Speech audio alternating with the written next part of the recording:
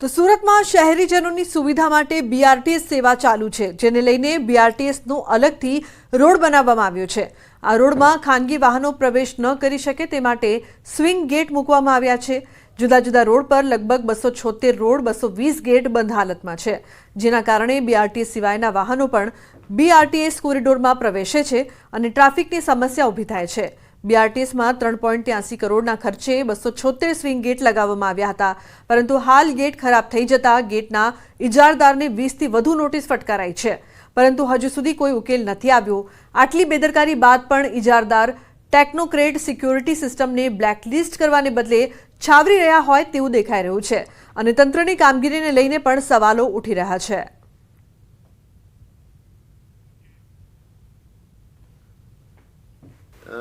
અમારા total dedicated કોરિડોરમાં 276 swing gate છે।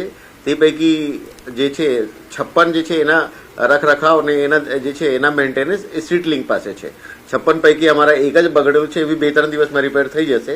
બાકી જે 220 છે એમાં બી મોટે ભાગે બધા ચાલુ છે ને અમુકને તો છેલ્લા એ જે એના ઇજારદાર છે ટેકનોક્રેટ એને વારવાર નોટિસ લઈને તાકીદ કરવામાં આવ્યો છે। તો બ્રેક પહેલા નજર કરી લઈએ ટોપ 3 ન્યૂઝ પર। લોકમેળામાં રાઇડ્સની એસઓપીમાં કોઈ ફેરફાર નહીં થાય। ચોમાસામાં કાનમાં ફંગસની ઓપીડીમાં 10%નો વધારો।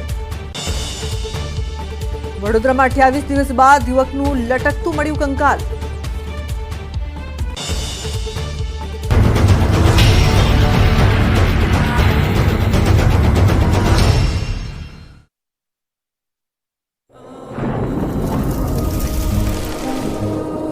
જળવાયુ પરિવર્તનનું જોખમ આપણા દરવાજે પહોંચી ગયું છે।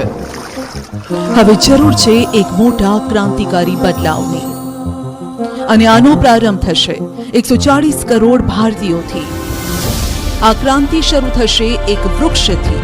એક વૃક્ષ માનવતા માટે, એક વૃક્ષ આ ધરતી માતા માટે, એક વૃક્ષ આપણા ભવિષ્ય માટે। પ્રોજેક્ટ વન ટ્રી ન્યૂઝ 18 નેટવર્કની એક મોટી પહેલ। શ્રાવણ માસમાં ભૂદેવો જનોઈ બદલવાના આ ધોધના કિનારે આવે છે। આદિવાસી સમાજના કોઈ પણ શુભ પ્રસંગ હોય ત્યારે તેઓ અહીં ધોધ પાસે ધરતી માતાના આશીર્વાદ લેવા આવે છે અને તેમણે શુભ પ્રસંગની શરૂઆત કરે છે ભિલોડા તાલુકાના પૂર્વમાં આવેલા અને 8 કિલોમીટર દૂર આવેલા સુનસર ગામે સુનસર ધોધનો આહલાદક નજારો માણવા તમે ભિલોડાથી એસટી બસ અને પ્રાઇવેટ વ્હીકલથી ત્યાં પહોંચી શકો છો, અથવા જો તમે અમદાવાદથી જવા ઈચ્છતા હો તો અમદાવાદ વાયા હિંમતનગર થઈને પણ સુનસર જઈ શકો છો અને કુદરતના ખોળે વસેલા એવા સુનસર ધોધના કુદરતી નજારાનો ભરપૂર આનંદ લૂંટી શકો છો। આવા કુદરતના કરિશ્મા સમાન ધોધમાં નવયુવાનો અને સહેલાણીઓ સેલ્ફી લેવાનું પણ ચૂકતા નથી। આમ એક મિની કાશ્મીર જેવું દ્રશ્ય અરવલ્લીની ગિરિમાળાઓમાં સર્જાયું છે।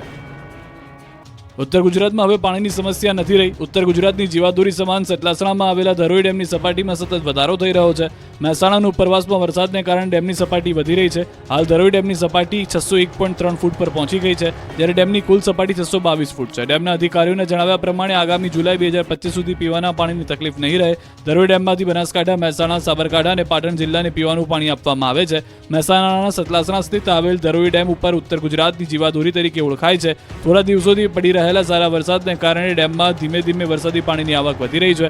ધરોઈ ડેમમાં જનક જળ સપાટી 622 ફૂટની સામે હાલમાં 601.63 ફૂટે પહોંચી ગઈ છે અને ડેમમાં ઉપરવાસમાં વરસાદથી 231 જેટલી પાણીની સામાન્ય આવક થઈ રહી છે, જે વરસાદ દરમિયાન વધી જાય છે। સિંચાઈનું પાણી હાલમાં આપવામાં આવતું નથી અને ચોમાસા બાદ જરૂર પડે તો પાણીના સ્ટોક મુજબ સિંચાઈનું પાણી પણ આપવામાં આવે છે।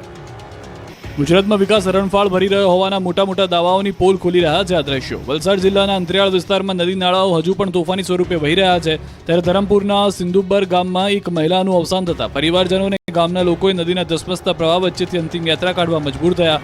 સિંધુબર ગામથી વહેતી માન નદીના પાણી કોઝવે પરથી વહી રહ્યા છે, ત્યારે ગામમાં એક મહિલાનું મોત થતાં નદીને પેલે પાર મૃતદેહને લઈ જવા ડાઘુઓએ પાણીની વચ્ચેથી પસાર થવું પડ્યું।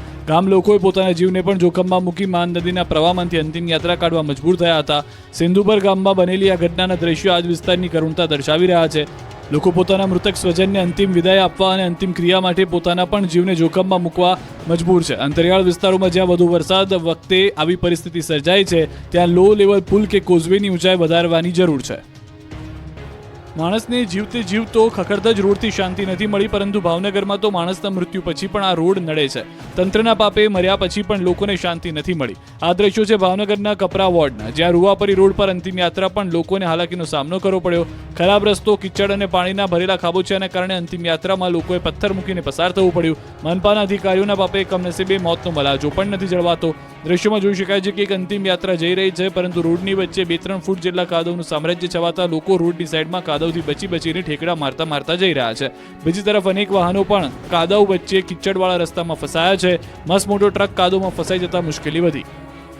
નીચે ખળખળ વહેતું ઘી ડેમનું પાણી, કોઝવે પર પાણીના પાઇપલાઇન પર એક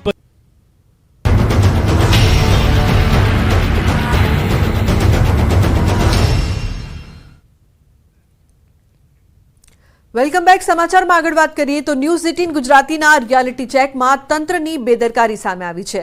અમદાવાદ શહેરના BRTS કોરિડોરના સેન્સર બેરિકેડ બંધ હાલતમાં છે. શહેરના પૂર્વ અને પશ્ચિમ વિસ્તારમાં સેન્સર બેરિકેડ બંધ હાલતમાં છે. સેન્સર બેરિકેડ બંધ થતાં ખાનગી વાહનો BRTS રૂટમાંથી પ્રવેશી રહ્યા છે. તેના કારણે અકસ્માતમાં પણ વધારો થાય છે. ટ્રાફિકથી બચવા ખાનગી વાહન ચાલકો કોરિડોરમાં પ્રવેશ કરી રહ્યા છે. ટ્રાફિકના પગલે BRTSના સેન્સર બેરિકેડ ખોલી દેવામાં આવ્યા છે. ચાલકો પૂરપાટ ઝડપે BRTS કોરિડોરમાં જઈ રહ્યા છે, નિયમોનું ઉલ્લંઘન કરી રહ્યા છે. ઓફિસે મોડું થાય છે, ટ્રાફિક વધારે થાય છે જેવા બહાના કરી વાહન ચાલકો કોરિડોરમાં નીકળી રહ્યા છે.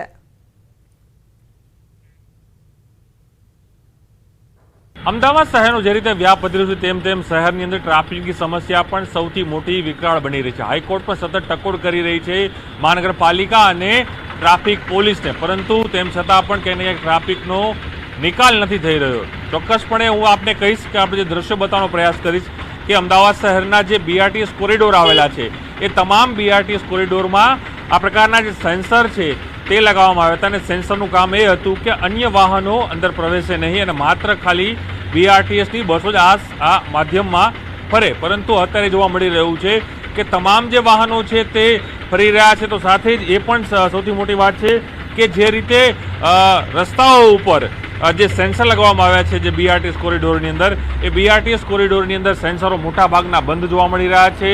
તેનો ઉપયોગ નથી થતો. કરોડો રૂપિયાના ખર્ચે આ સેન્સર છે તે અહીં લગાવવામાં આવ્યા હતા, પરંતુ તેનો ઉપયોગ નથી થઈ રહ્યો. બધા જ આવે છે, બધા આવેલા આપણે જવાનું ટ્રાફિકના અવોઇડ કરવા માટે, એટલે થોડું ઓફિસ લેટ થાય.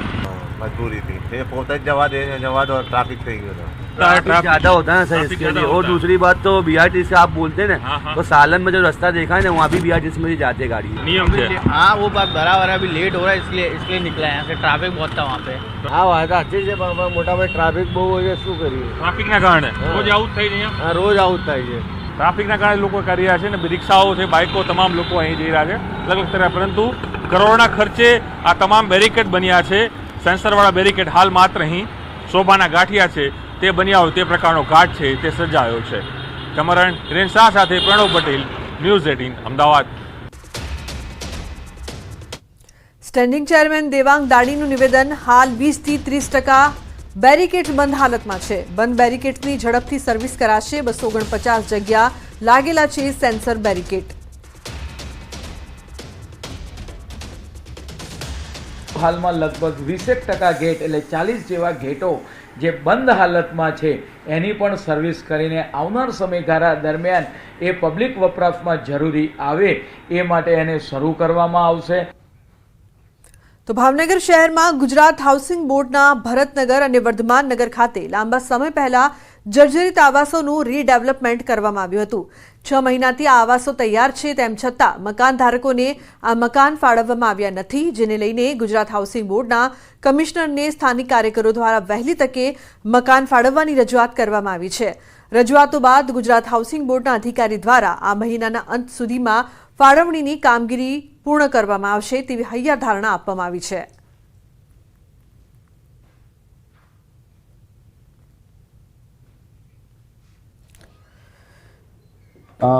ભરતનગર ભાવનગર ખાતે વર્ધમાનનગર અને આદર્શનગરમાં કુલ 420 મકાનો છે. આ મકાનો જર્જરિત હાલતમાં હોય જેને રીડેવલપમેન્ટની સ્કીમ અંતર્ગત અમે સમાવેશ કરેલ છો. તેના પ્રોપર્ટી ટેક્સની લેણીની રકમ બાકી છે, જે અંગેનો પ્રશ્ન સોલ્વ થતાં બીયુ પરમિશન મળેથી સોંપણીની કાર્યવાહી હાથ ધરવામાં આવશે. બીયુ માટે થોડા ઘણા પ્રશ્ન લાભાર્થીઓના ટેક્સ બાબતના છે એને અમારે કોર્પોરેશન સાથે ચર્ચા ચાલે છે. એ ટૂંક સમયમાં સોલ્યુશન થઈ જશે અને બીયું આવીને સ્ટોકની કરવાની કાર્યવાહી કરવામાં આવશે. લગભગ આ મહિનાના એન્ડ સુધીમાં થઈ જશે, એની કામગીરી પૂર્ણ થઈ જશે. ન્યૂઝ 18 નેટવર્કની વન ટ્રી પહેલમાં આપણી સાથે જોડાયા છે બ્લુ સ્માર્ટના સહ-સંસ્થાપક પુનીત ગોયલ.